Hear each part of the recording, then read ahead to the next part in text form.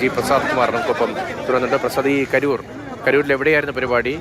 കരൂരിൻ്റെ ഒരു സ്വഭാവം എങ്ങനെയാണ്? അത് കൃഷിയിടങ്ങളാൽ നിറഞ്ഞൊരു സ്ഥലമല്ലേ? നമ്മൾ പാലക്കാട് നിന്ന് പോവുകയാണെങ്കിൽ നേരെ കോയമ്പത്തൂർ, സേലം, ഈറോഡ് അല്ലേ, ഈറോഡ് അങ്ങനെ നേരെ കരൂർ അങ്ങനെ ക്രോസ് ചെയ്ത് പോകുന്ന വളരെ പ്രധാനപ്പെട്ട കാർഷിക മേഖലയാണ് ഈ പരിപാടി നടന്ന സ്ഥലം. അതുമായി ബന്ധപ്പെട്ട വിവരങ്ങൾ എങ്ങനെ പ്രേക്ഷകരിലേക്ക് കൂടുതലായി എത്തിക്കാൻ കഴിയും?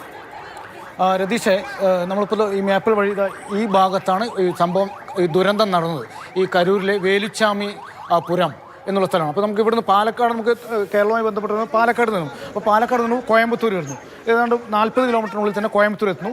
അവിടെ നിന്ന് കാങ്കയം വഴിയാണ്, പല്ലടം കാങ്കയം വഴിയാണ് നമ്മൾ കരൂരിലേക്ക് എത്തുന്നത്. കരൂർ ബൈപ്പാസിലൂടെ ആണ് ഈ സംഭവം നടന്നിരിക്കുന്നത്. ബൈപ്പാസിലെ റോഡിൽ തന്നെ, മൈതാനമല്ല റോഡിൽ തന്നെയാണ് ഈ വേലുസ്വാമിപുരം എന്നുള്ള ഈ ഭാഗത്താണ് ഈ ദുരന്തം ഉണ്ടായിരിക്കുന്നത്. നമുക്കതിൽ കാണാൻ കഴിയും. ഈ ഇത്രയും ബാക്കി അപ്പുറത്ത് എല്ലാം തന്നെ കാർഷിക മേഖല നേരത്തെ തന്നെ പറഞ്ഞു. ഈ ആകാശ ദൃശ്യങ്ങൾ കാണുമ്പോൾ അത് വ്യക്തമാകുന്നുണ്ട്. ആ വിഷ്വൽ അല്പം വൈഡൻ ചെയ്താൽ നമുക്ക് മനസ്സിലാകും. ഇതൊരു ഈ നെൽവയലുകൾക്കൊക്കെ നടുവിലുള്ള ഒരു നഗരം പോലെ അല്ലേ? അതായത് സാധാരണ മനുഷ്യർ, ചുറ്റും കൃഷിയാണ്. നെൽവയലുകൾ മാത്രമല്ല രതീഷ്, ഏറ്റവും കൂടുതൽ കരൂരിൽ വാഴ, നമുക്ക് വാഴയെല്ലാം വാഴപ്പഴമെല്ലാം കൂടുതലായിട്ട് വരുന്നത് ഈ കരൂരിൽ നിന്നാണ്. അപ്പോൾ ഏറ്റവും കൂടുതൽ, അതുപോലെ വെറ്റില വരുന്നതും കരൂരിൽ നിന്നാണ്. അപ്പോൾ ഈ വെറ്റിലയും വാഴയുമാണ് ഏറ്റവും കൂടുതലായിട്ട് ഇവിടെ കൃഷി ചെയ്യുന്നത്. അപ്പോൾ ഇത്രയും കാർഷിക, തമിഴ്നാട്ടിൻ്റെ നെല്ലറയിൽ നിന്ന് തഞ്ചാവൂർ ആണെങ്കിൽ വെറ്റിലയും വാഴ ഇലയും വാഴപ്പഴവും കൃഷി ചെയ്യുന്നത് കരൂരാണ്.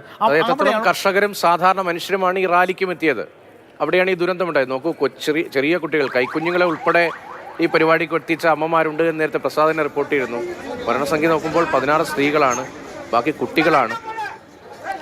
രതീഷ്, തീർച്ചയായിട്ടും നമുക്ക് അങ്ങനെ പറയുന്നത്. കാരണം വിജയ് എന്നൊരു സിനിമാ നടൻ, ഒരു രാഷ്ട്രീയക്കാരൻ മാത്രമല്ല, അദ്ദേഹം ഒരു സിനിമാ നടൻ കൂടിയാണ്. അതുകൊണ്ടാണ് ഇത്രയും പേര് വിജയെ കാണാൻ വേണ്ടി ഓടിയെത്തിയവർ പലരും. ഇതൊരു മൈതാനമല്ല, അതിനുള്ള ചെയറുകളോ അല്ലെങ്കിൽ മറ്റേ ഇരിക്കാനോ നിൽക്കാനുള്ള സംവിധാനങ്ങളോ റോഡിൽ ആണ്. ഈ ഭാഗത്താണ് വിജയിൻ്റെ കാരവാൻ നിർത്തിയിട്ടുണ്ട്. ഇവിടെ വെച്ചാണ് ഈ പ്രസംഗം നടത്തി. ഈ റോഡിൽ, ബൈപ്പാസ് റോഡിലാണ് വിജയ് കാരവാൻ നിർത്തി പ്രസംഗിച്ചപ്പോൾ 10,000-ഓളം ആൾക്കാരാണ് വന്ന് നിന്നിരുന്നത്.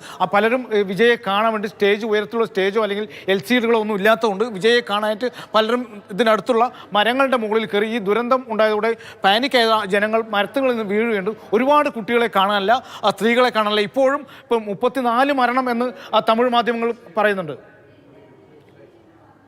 34 മരണം എന്നാണ് തമിഴ് മാധ്യമങ്ങൾ പറയുന്നത്. പക്ഷേ മരണസംഖ്യ ഇനിയും കൂടാനുള്ള സാധ്യതയുണ്ട്.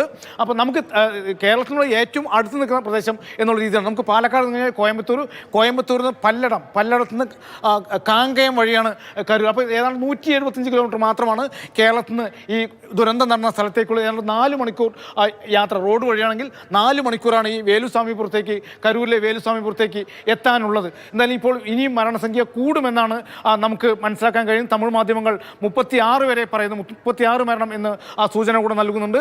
അത് 58 പേർ പരിക്കേറ്റ് ചികിത്സയിലുണ്ട്. അതുകൊണ്ട് തന്നെ അതിൽ 12 പേരുടെ നില അതീവ ഗുരുതരമാണ്. അതിനാൽ കൂടുതൽ മരണസംഖ്യ ഉണ്ടാകും. ഈ മരണം ഇപ്പോൾ നടന്ന സെന്തിൽ ബാലാജി നേരത്തെ സംസാരിച്ച അദ്ദേഹം പറഞ്ഞ് 40-ലേറെ പേർക്ക് പരിക്ക് ഗുരുതരമാണ് എന്നാണ് പറഞ്ഞത്. സെന്തിൽ ബാലാജിയുടെ സ്വന്തം ജില്ലയിൽ, സ്വന്തം മണ്ഡലമാണ് കരൂർ. അദ്ദേഹമാണ് ഇവിടുത്തെ മുൻപ് അണ്ണാ-DMK ഇരിക്കുമ്പോഴും ഇവിടുത്തെ അണ്ണാ-DMK ജില്ലാ സെക്രട്ടറി ആയിരുന്നു സെന്തിൽ ബാലാജി. അതുകൊണ്ട് സെന്തിൽ ബാലാജിയുടെ നേതൃത്വത്തിലാണ് ഇപ്പോൾ ദുരിതാശ്വാസ പ്രവർത്തനങ്ങളെല്ലാം തന്നെ നടക്കുന്ന രീതി.